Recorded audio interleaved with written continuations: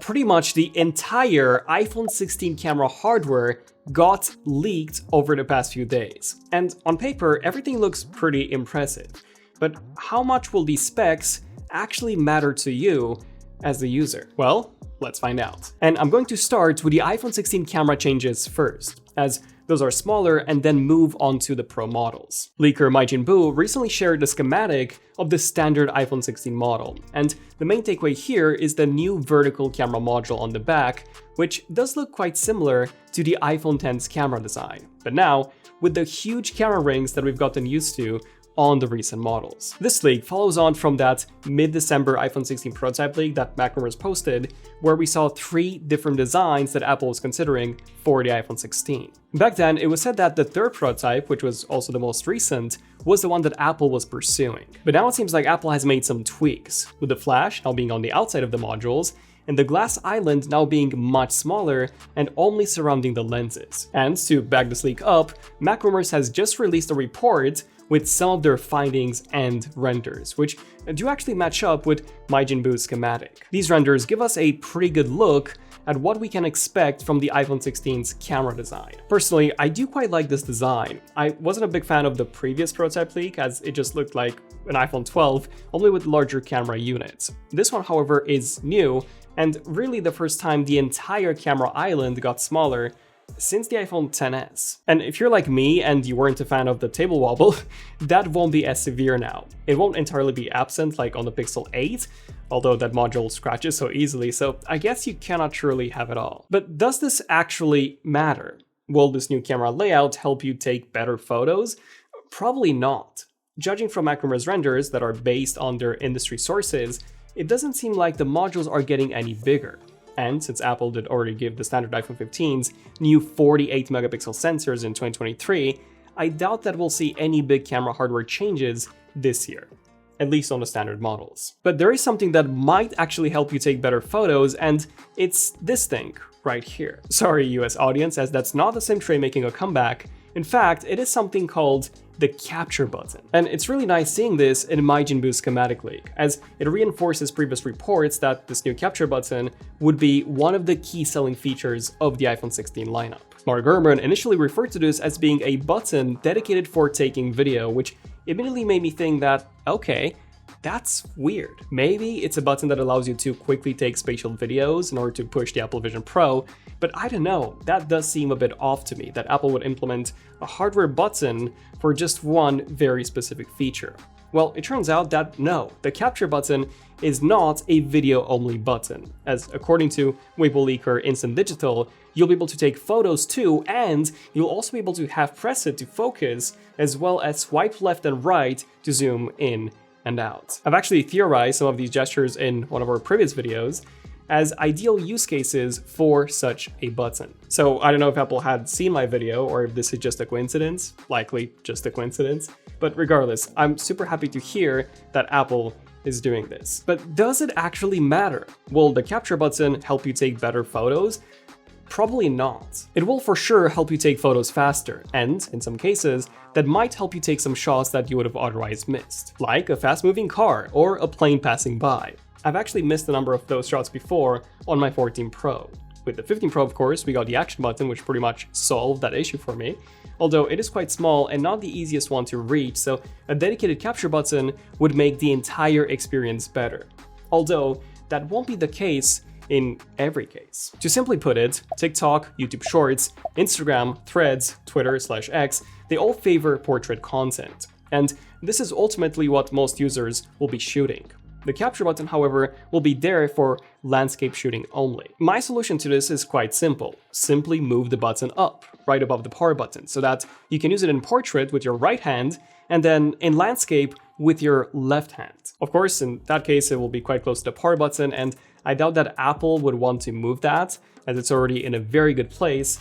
Anyways, judging by the prototype and all the info that we have so far, the capture button would indeed be sitting quite low on the right-hand side. And before I move on to the Pro models, I want to give a shout out to my favorite new charger from our sponsor, Ugreen. This super compact Ugreen Nextcloud Pro 65-watt 3-port GAN fast charger is a great choice for those of you who want to replace your bulky charger or easily top up multiple devices on the go. Like, it's even able to charge a 13-inch MacBook Air from 0% to 70% in just 60 minutes. Their new Pro lineup is even smaller than the last generation, while offering wider compatibility for various charging protocols, like Samsung's 45-watt super fast charging 2.0. You'll feel at ease, thanks to their thermal guard temperature control system, which regulates itself by the millisecond for safer charging. Not only are their GaN Infinity chips able to create these compact devices, but their efficiency also saves an average of 12,000 tons of CO2 per year, so you can help your environment too. Check out Hue Green by using the link below. And now onto the Pro models. And here, aside from the capture button, which is also coming,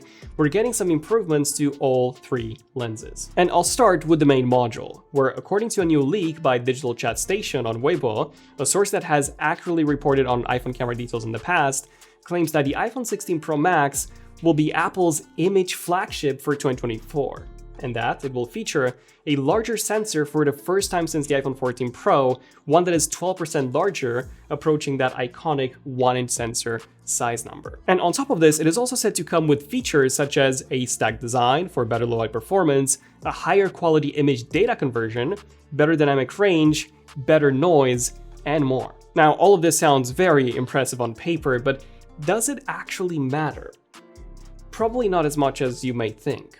Let me explain. Back when the iPhone 12 Pro Max came out, for the very first time, Apple gave it a larger main sensor than on the smaller Pro model, and that sensor was also stabilized. The hardware seemed so good on paper that Apple claimed that it was dramatically better, with 87% better low-light photos. But in reality, Apple simply decided to reduce the exposure time so that you could take night photos faster, and the end result wasn't that much different from the 12 Pro. Better hardware doesn't always mean a better result. We can also say the same about the iPhone 15 Pro, which, although it had the same camera hardware as the 14 Pro, the results were very much improved, both in terms of the HDR processing and in terms of low-light photos. The reason?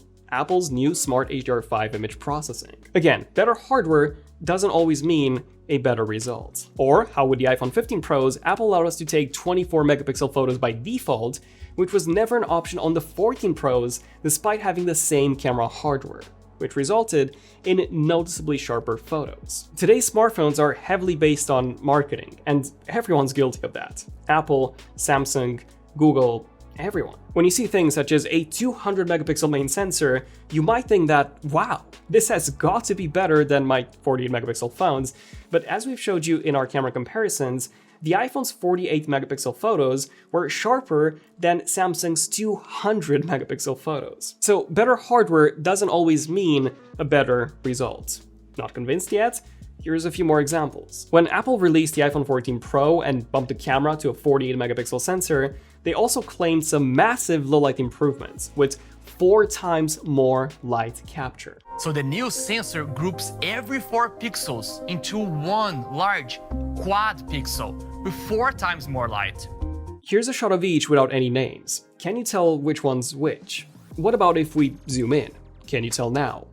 You still can't? Well, have a guess in the comments. Which one do you think is the 13 Pro and which one do you think is the 14 Pro? Our camera comparisons over the years are the best examples of this. A lot of the times when the manufacturer claims that a big hardware upgrade is coming, in reality the changes that we see are very small, if any. And we literally have to pixel peep to even see them, which most of you won't really be doing. The bigger improvements usually happen when there are some other unexpected changes under the hood, like the Smart HDR image processing on the 15 Pro or the vision boost on the Pixel 8 Pro. My point here is that you shouldn't be misled by numbers and by what manufacturers tell you, as oftentimes the reality is very different. So will this larger sensor on the 16 Pro Max actually matter?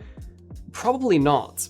If anything, the other improvements like the digital gain control are what I would expect to make a bigger difference. And same goes for the other 2 modules. The 5x periscope is now said to be coming to the smaller 16 Pro as well, replacing its current 3x module, which is great, but if you remember from our camera comparison, the difference at 5x between the 15 Pro and the 15 Pro Max was incredibly tiny. So unless you guys zoom in all the way to 10x, you won't really be seeing a big difference. Where we might see a bigger difference though is in terms of the ultra-wide module, which is getting bumped to a 48 megapixel sensor. This should allow us to take 48 megapixel ProRAW photos and even, potentially, 24 megapixel photos by default, which has indeed made a big difference in the past with the 15 Pro. But you know what's even higher res than 48 megapixels? Are wallpapers, which are 59 megapixels in size for each.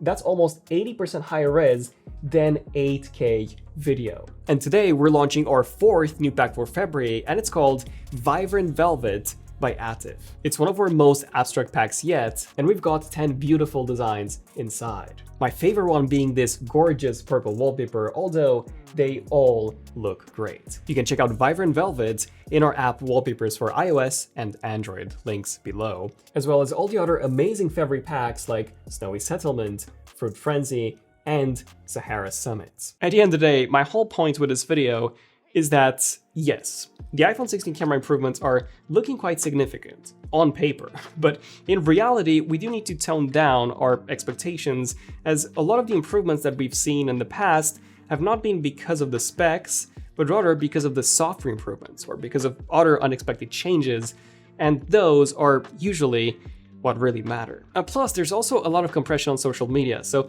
when you end up taking and sharing a photo, regardless of what device you took it on, the quality will automatically drop.